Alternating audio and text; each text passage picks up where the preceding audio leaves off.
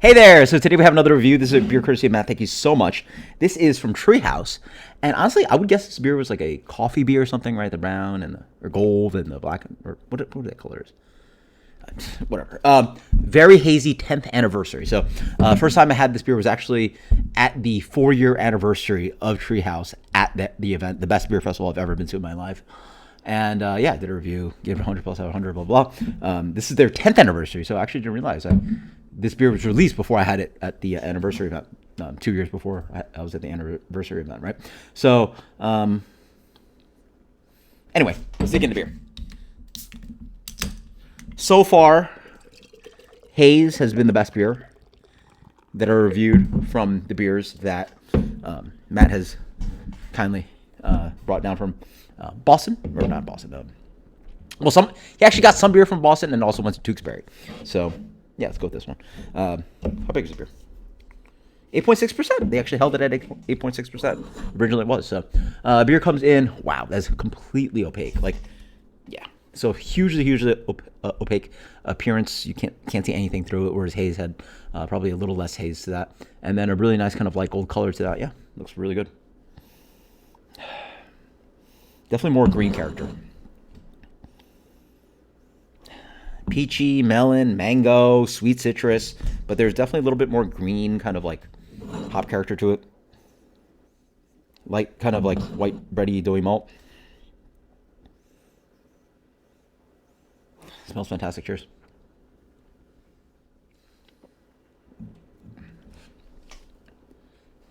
Well, okay. Cool. So the booziness is noticeable. Wow. It's a bigger beer for sure. It's not that much bigger. I think Haze sits at 8. This is 8.6.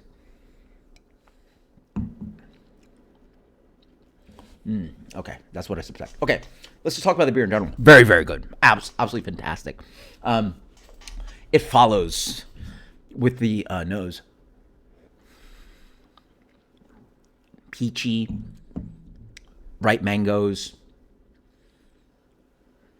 big kind of like tangerine, like overly sweet citrus, a little bit of peachy character.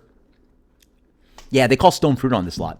It comes off a little bit tropical and citrus up front, but then smooths into this kind of like really nice kind of sweet stone fruit peachiness. And then there's a noticeable hint of alcohol sitting in the back end. Nice creamy mouthfeel. More booze. A little bit of light chalkiness. A little bit of that kind of like... It's somewhere around chalkiness or maybe that kind of like pale doughy kind of malt character. And then like really nice about this beer, even though I smelled it, I thought there'd be some like hop bite or something. Very little. Like very little noticeable character of that kind of like green hop polyphenol thing. But you replace it with a little bit of alcohol. What did this say about this beer? Cornucopia. Yeah, it's more about like just the history of the beer, not really tasting notes. They already give a tasting notes on Haze. What do I have to say about the beer? So I will say, I honestly feel like I have the same issue with Very Green. I don't think I've ever had Very Green to an extent where I'm like, that's better than green. For me, Very Green comes off green. They call it like more. They're pushing for more pineapple character. Very Green almost always for me came off as mimosa, orange, but like boozy, like vodka. Even though it's not a huge beer, it's not like one of those triple IPAs, 9.5, 10 plus percent, 11%. But it always came off just a little bit thin and boozy, and so you get that big kind of citrus and tropical fruit character, and almost makes you think of a cocktail. That's sort of also what I get here with the very character, which is very interesting. I don't think I've ever noticed that in any variations of like breweries doing. Here's our single IPA. Here's our double version. Here's our, this is their very, like whatever plus of a hazy. I've never noticed it as like, hey, we're just gonna make it. It's gonna taste a little bit thinner and a little bit boozier.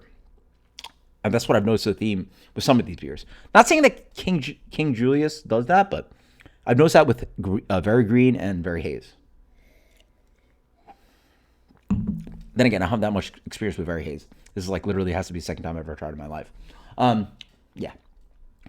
Haze is definitely better. And yeah, what you get is you don't get the complexity of the hops as much, like the hop flavor profile, and the malt sort of gets dragged away. And as I drink it more, I will say I'm noticing. I lied to you. There is that kind of green hop polyphenol thing.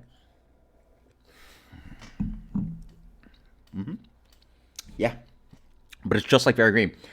It just comes off thinner and boozier, and you get the hot polyphenol thing, which is actually not that bad. I'm actually completely okay with it. But I just again, it's not even that big. It's 8.6. Some of my favorite IPAs are around 8.5, but it just tastes better at 8. It's just gotten thinner, boozier, warmer, less sweetness, less malt complexity, less hop complexity. Interesting, interesting, interesting. Still a fantastic beer. I'd argue still better than what I did. Yeah, I want to. Oh, so I did Julius Green Haze, then this.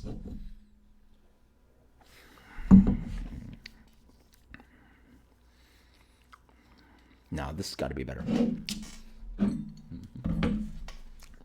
That's still really darn good. It is. It's a little bit hot though.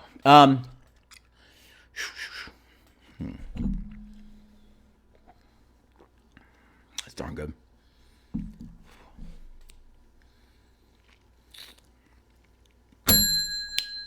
$97. Let's go solid 97, very hazy. That's a solid difference from Haze, but still absolutely fantastic.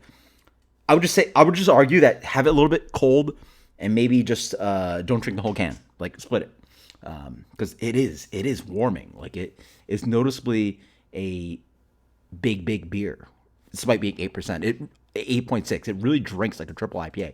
So until next time, guys. Cheers. Thank you so much, Matt. Absolutely fantastic. 97. Very hazy. Delicious. Cheers later.